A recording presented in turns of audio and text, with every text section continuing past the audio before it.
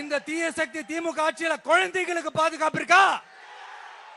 இந்த தீய சக்தி திமுக ஆட்சியில நீங்க நிம்மதியா இருந்தீங்களா? ஸ்டாலின் சாருக்கு மக்கள்லாம் முக்கியமே கிடையாது. மக்களுக்கான அடிப்படை வசதிகள், பாதுகாப்பு இதெல்லாம் எதை பத்தி முக்கியமே கிடையாது. அவருக்கும் இந்த திமுக அரசுக்கும் 5 வருஷத்துல என்ன முக்கியம் தெரியுமா? குடும்பத்தோட முக்கியம்.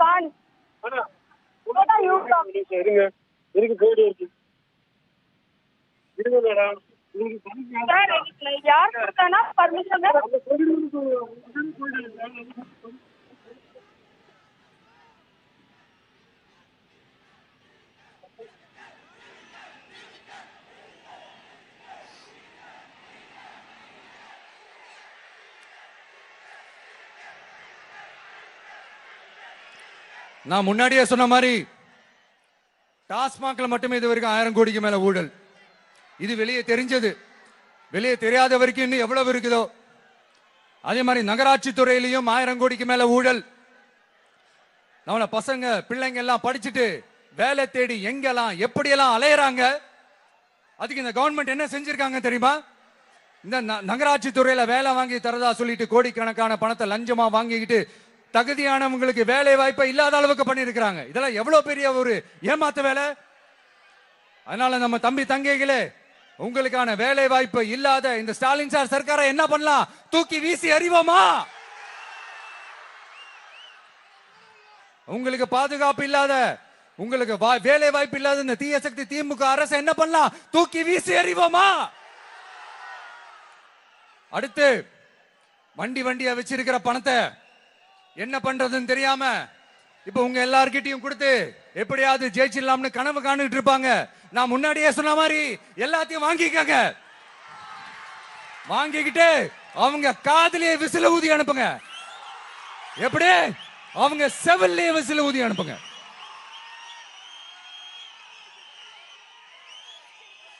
எப்படி ஸ்மார்ட்டா நம்மளை ஏமாத்தி கொள்ளையடிச்சாங்களோ, நாமளும் ஸ்மார்ட்டா இந்த திமுக அரசுக்கு வேட்டு வைக்கணும். வைப்பீங்க தானே? உங்களுக்கும் நம்மளுடைய ஜென்சி கிட்ஸுக்கும் நான் சொல்லிக்கிறது ஒண்ணுதான். ஏப்ரல் 23 காலங்காத்தால பக்காவா ரெடி ஆயிட்டு உங்க everybody has to be ready. முதல்ல பூத்ல போய் நின்னு அந்த விசிலுக்கு everybody has to come and vote. Everybody has to stand in front of the booth on 23rd of April and vote for TVK. சொல்லி அசால்ட்டா இருந்துறாதீங்க. அட்வான்ஸா உங்களுடைய டிக்கெட்டை புக் பண்ணுங்க. இது ஒரு தலைமுறைக்கான தேர்தல், உங்களுக்கான தேர்தல். Whoever belongs to different districts, everybody book your tickets and go to your respective booths and kindly vote for TVK on 23rd April. மட்டுமே வந்திருக்கிறேன். எல்லா வழிகளையும் தாங்கிக்கிட்டு I have taken all the pain. I have crossed all the obstacles. I have crossed all the hurdles and I have come all the way to just meet you.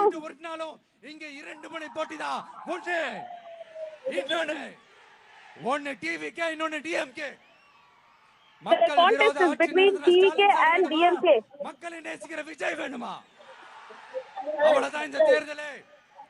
அதனால உங்க விஜய்க்கு, உங்க அண்ணனுக்கு, உங்க தம்பிக்கு, உங்க பிள்ளைக்கு, for your brother, for your elder brother, kindly vote for TVK.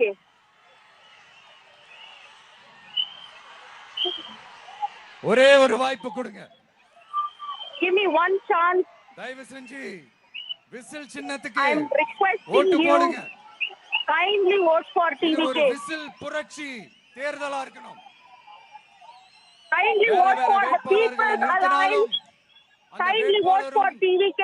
Kindly give me one chance, I request. Confident இருங்க. நல்லதே நடக்கும். வெற்றி நிச்சயம். மீண்டும் சந்திக்கும் வரை நன்றி, வணக்கம்.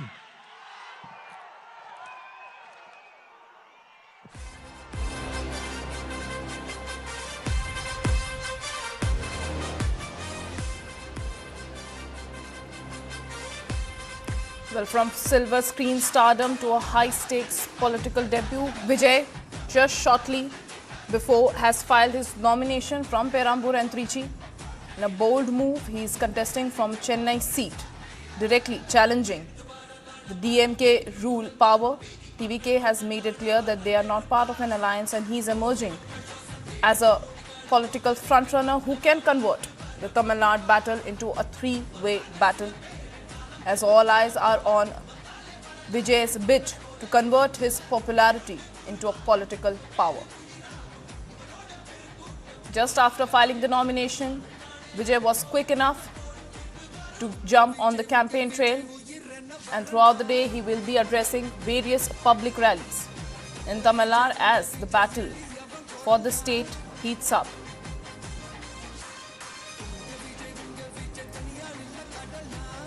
For more on this, I am being joined by my colleague Thoyajakshi Shekhar. Thoyajakshi, Vijay has filed his nominations today and he has set the stage for his political debut. Do you think that Vijay can turn this battle into a three-way battle in Tamil Nadu?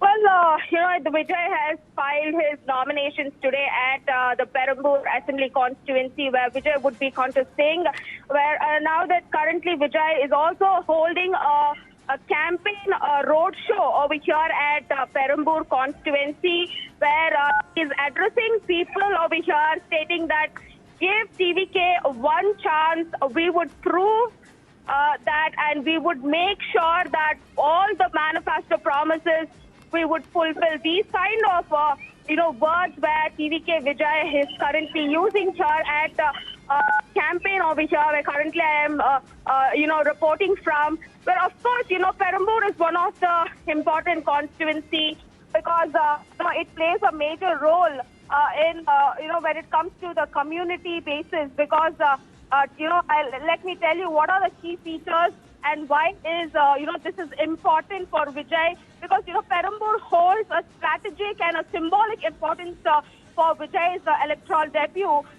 This constituency, which is located in the north of Chennai, is densely populated with urban segment where with a diverse vote base, first-time voters and also working class communities, middle class income groups are located in this particular constituency. Additionally, Perambur has historically witnessed multi-concerned, contests, shifting political loyalties as well. This area is an urban character where it has a lot of civic issues and, provides a platform for Vijay to project his party's policies and, connect with first-time voters as well. Now that political observers note that its performance in Perambur could set a tone for Tamil Nadu prospects across the state, where now this development in this constituency are expected to be closely tracked as the campaigning gathers the momentum in the coming days of the 2026 Assembly elections. Well, that's right, Thoyajakshi, and it was just after filing the nomination, Vijay was quick enough to jump on his campaign trail. What is the schedule of the TVK chief today? How many rallies is he going to attend today? What is the voter connect for the TVK? Well, of course, following this nomination, filing of nomination, Vijay, who started his campaign, his intensive round of campaign activities, is scheduled where currently he is addressing the voters of Perambur. That was, the timing was given for around 2 p.m. to 4 p.m., which after which he will be campaigning in Kolathur from 5 p.m. to 6 p.m. Then later, his day's outreach will conclude in Villipakkam between 6 p.m. and 7 p.m. Focusing on direct voter engagement, and he's strengthening grassroots supporters by going and meeting people, in his constituency, as well as not only his constituency but also other part of Chennai as well.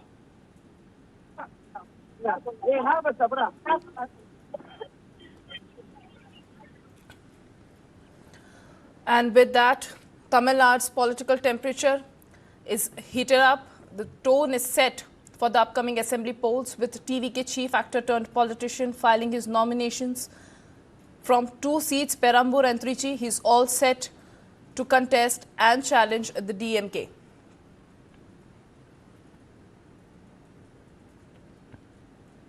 And meanwhile, a massive political show of strength in Chennai today as Chief Minister M.K. Stalin files his nomination from his stronghold, Kolathur. The DMK president, seeking re-election from the same seat he has held for multiple terms, reached the nomination centre amid tight security and heavy mobilization of party cadre. Soon after filing his papers, Stalin hit the streets, leading a high-energy roadshow that quickly turned into a sea of supporters. Visuals showed massive crowds lining the roads, waving party flags and chanting slogans, underlining the DMK's strong grassroots presence in North Chennai.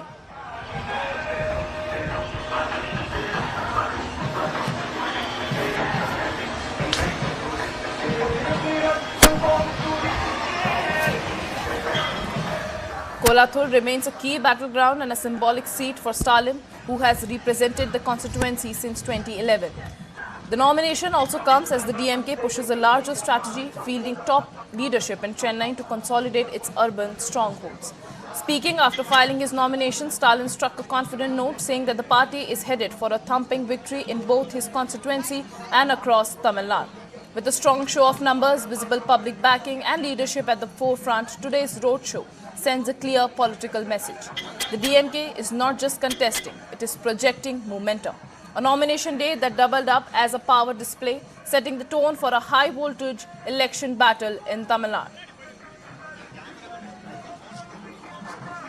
Well, the political temperature in Tamil Nadu is being heated up with Chief Minister and DMK Chief M.K. Stalin filing his nomination from his stronghold. M.K. Stalin has reiterated that he is confident that he will return back to power in the state. With an alliance with Congress, DMK is all set to give a tough fight to NDA and possibly TVK, who is emerging as a third front-runner for the battle in Tamil Nadu.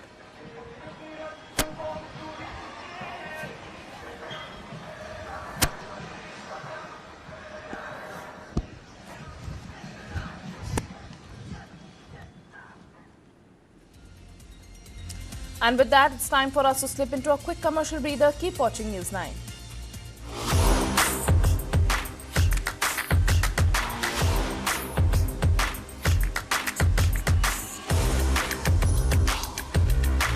This is India's #1 news network, and you're watching News 9.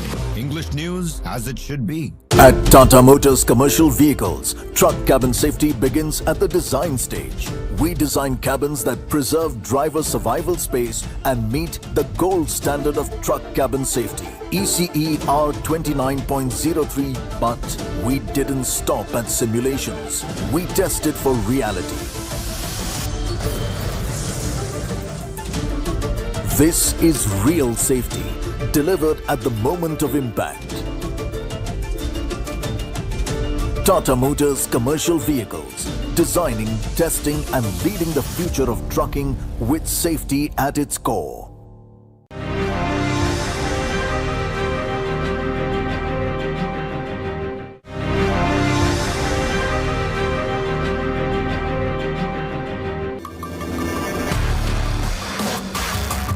In Tamil Nadu, the battle over language returns. ஒரே மொழி பேசுகிறோம், ஒரே எதிர்காலத்தை நோக்கி நடக்கிறோம்.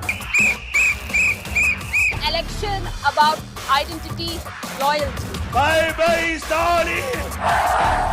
Dravida model versus double engine की सरकार. BJP NDA की डबल इंजन सरकार बनना तय है. The stakes are high. From the ground, the questions that matter, the voices that shape the vote. India votes only on News 9.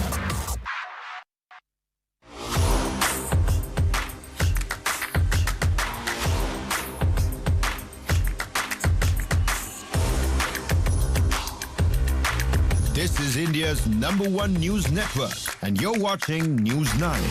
English news as it should be.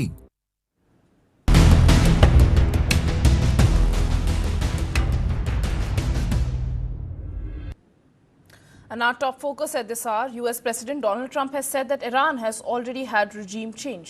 The US President also addressed Washington's objective of regime change in Iran during his interview with the Financial Times. He claimed that Iran had already undergone regime change with the killing of Ayatollah Ali Khamenei, the late supreme leader of Iran, and other senior officials in the first day of the war. He said, and I quote, "The people we are dealing with are a totally different group of people. They are very professional." Well, a major and a bold claim by US President Donald Trump. He has claimed that the regime change in Iran has already been done. The people that they are dealing with for the latest round of talks, mediating talks, is different. The people who are leading Iran are now different. He said that killing of Ayatollah Ali Khamenei, the late supreme leader of Iran, was the first sign of regime change in Iran.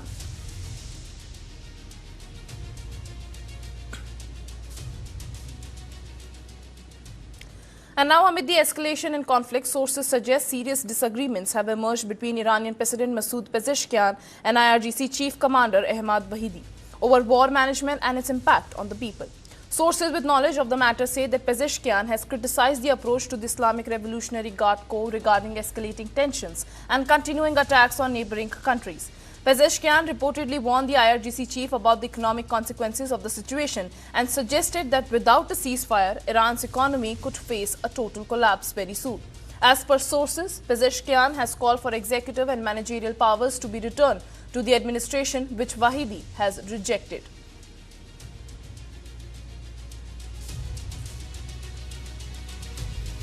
And as the war in Iran escalates, now Iranian leadership is battling between two ideologies. Iranian President Pezeshkian says that the escalation would further impact Iran's economy and it will collapse even very soon.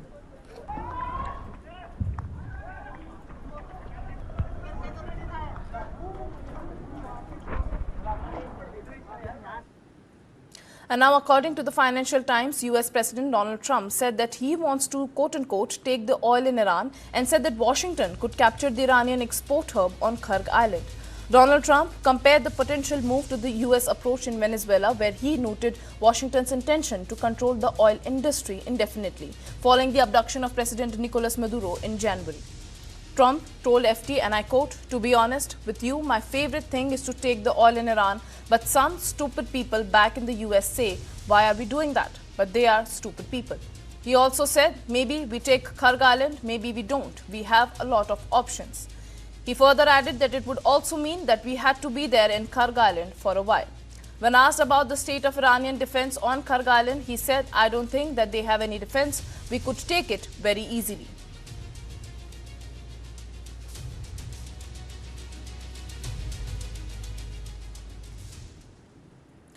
And now US President Donald Trump said that Iran is sending the United States 20 oil tankers through the Strait of Hormuz starting Monday.